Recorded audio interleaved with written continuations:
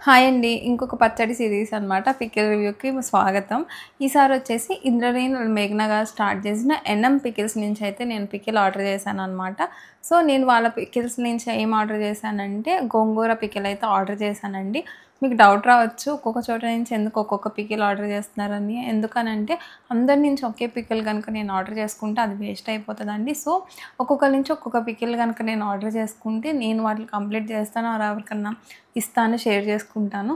So, నా మనీకి justify అవుతది. అంతేకాదు రివ్యూ చేయగలను. ఇప్పుడు వీళ్ళ ప్యాకింగ్ గురించి ఇది ఎలా ఆర్డర్ చేసుకున్నానో చెప్పేస్తాను. వీళ్ళకి ఎన్ఎం ఫుడ్స్ అనే సైట్ ఉందనమాట. నేను డైరెక్ట్‌గా ఆ సైట్‌కి వెళ్ళి ఆర్డర్ చేసుకున్నానండి. డైరెక్ట్‌గా వాళ్ళ సైట్‌లోనే మనం ప్రోడక్ట్ ఆర్డర్ చేసేసుకొని అమౌంట్ అయితే పే చేయాలండి.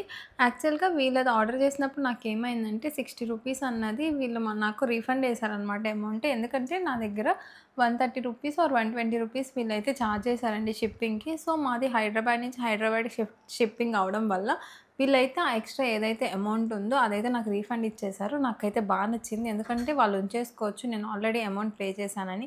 కానీ వాళ్ళు ఉంచుకోలేదనమాట. ఉంచుకోకుండా నా అమౌంట్ నాకు వెనక్కేసేశారు. Additional shipping amount. నాకైతే ఈ విషయం బాగా నచ్చింది. ఇప్పుడైతే ప్యాకింగ్ ఓపెన్ చేస్తున్నానండి. ఓపెన్ చేసేసి తినేసి మీకైతే రివ్యూ చెప్తాను. Packing open చేసేసాననమాట.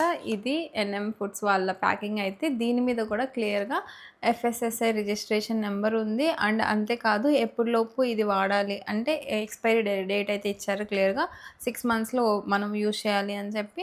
అండ్ అంతేకాదు నాకు ఈ 250 గ్రామ్స్ గోంగూర పికిల్ వచ్చేసి నాకు రూ. 250 పడిందనమాట. అండ్ ఒక 160 రూపీస్ అయితే షిప్పింగ్ పడిందండి. ఎందుకంటే నాకు రూ. 60 వాళ్ళు వెనక్కేసేసాక. ఇదండి వాళ్ళ ప్యాకింగ్. సో, రీయూజబుల్ ప్యాకింగే వీళ్ళు కూడా చేశారనమాట. ఇప్పుడైతే మనం ఫుడ్‌లో వేసుకొని టేస్ట్ చేసి అన్నంతో కలుపుకొని ఎలా ఉందో మీకైతే చెప్తానండి.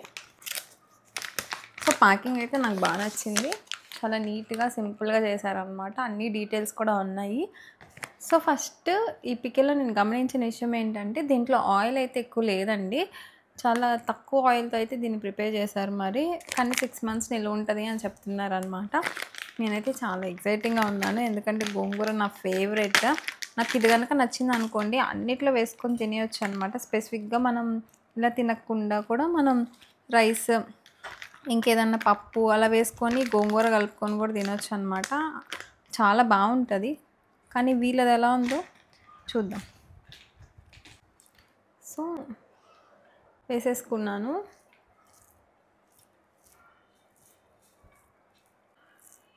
మరీ స్మాష్ చేయలేదండి వీళ్ళు పికిల్‌ని.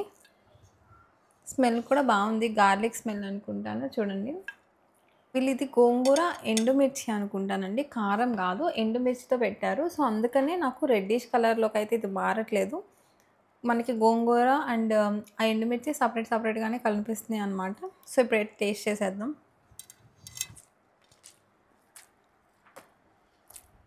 చెప్పాలంటే ఇది గోంగూర పికిల్‌లా లేదు. ఏదో వెరైటీగా అనిపిస్తుందనమాట. ఎందుకంటే గోంగూర పికిల్ టేస్ట్ చేసినప్పుడు మనకు ఆ పులుపు అవన్నీ తెలుస్తాయి గదా! ఇది గోంగూర పికిల్‌లాగా అస్సలు లేదండి. ఏదో వెరైటీగా ఉందనమాట.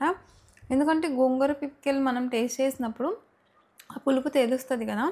దీంట్లో చాలా తక్కువుందండి ఆ పులుపు. మరెందుకో నాకు తెలీదు. నాకు గోంగూర పికిల్ ఇలా కంటే కొంచెం పుల్లగా, కారంగా ఉంటే ఇష్టం. ఇది చాలా తక్కువ పుల్లగా ఉంది. చాలా తక్కువ కారంగా ఉందనమాట. నా నా ఎక్స్‌పెక్టేషన్స్‌లో గోంగూరకి ఇలా ఉంటది గోంగూర పికిల్ అని అనుకుంటాం గదా! అలా అయితే అస్సలు లేదండి.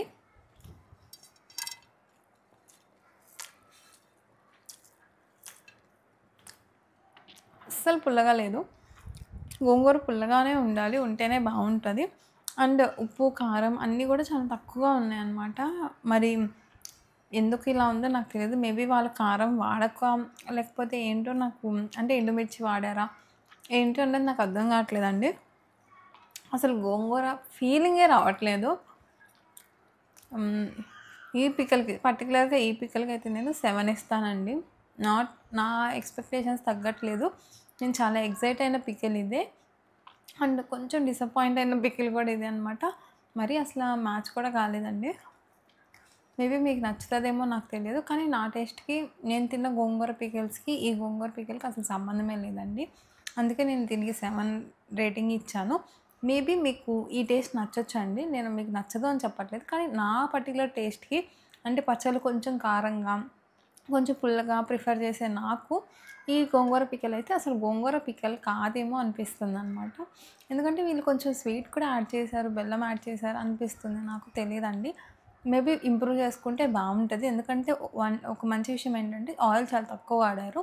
అదొక పాజిటివ్ పాయింట్ నాకు అనిపించిందండి. అండ్ కొంచెం క్వాలిటీ కూడా బావుంది అనిపిస్తుంది. కానీ టేస్ట్ దగ్గరకొచ్చేటప్పటికి మాత్రం నాట్ అప్ టు మార్క్ అనమాట. అట్‌లీస్ట్ నాకు నచ్చలేదు.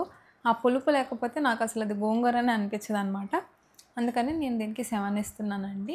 సో, ఇది ఈరోజు నా పికిల్ రివ్యూ అనమాట. నెక్స్ట్ ఇంకొక పికిల్‌తో ఎక్సైటింగ్ పికిల్‌తో అయితే మీ ముందుకొస్తాను. అప్పటిదాకా బాయ్.